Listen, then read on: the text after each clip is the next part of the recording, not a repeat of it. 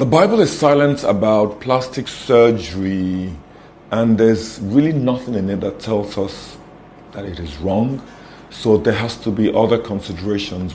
If a person is very conscious about a deformity or physical aspect of his or her body that's causing them some emotional discomfort, then cosmetic surgery is certainly an option. There are women who've had mastectomies and have had to have breast implants. And we know many people who have benefited from surgeries, especially when the surgery is non-invasive and where side effects are minimal.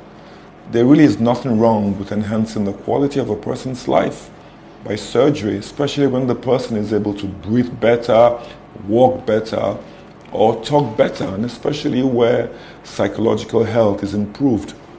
The challenge is when surgery begins to be an attempt to meet an emotional void in a physical way, or to attract unnecessary attention to a person, or to seek approval from other people.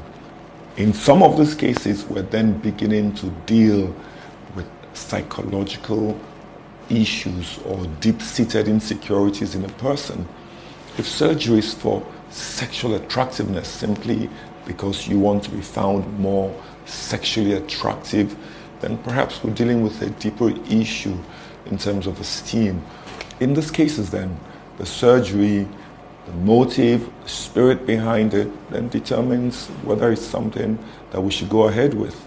We live in a time where society places a lot of importance on physical appearance, and people are self-centered, and a lot of people get their esteem from what people think about them. So if surgery is for enhancing a vanity, then we are dealing with issues internally that surgery will probably never be able to satisfy. But we must remember that even the most skilled plastic surgeon cannot hold back the hands of time. All cosmetic surgeries, whether breast lift, bottom lift, facelift, will eventually have the same result. We would all still age. Those lifted body parts will sag again. Our faces will eventually wrinkle. So sometimes there seems to be a striving in us all for perfection. But in the Bible, we see that we're called to find our rest in Christ. We're seeking a perfection that Christ has already accomplished. And it is only through Christ we can extend his own kind of perfection to the entire world. We need to help people stop striving for the perfect physical ideal that they can never really attain to. It is really far better to beautify the person that's underneath.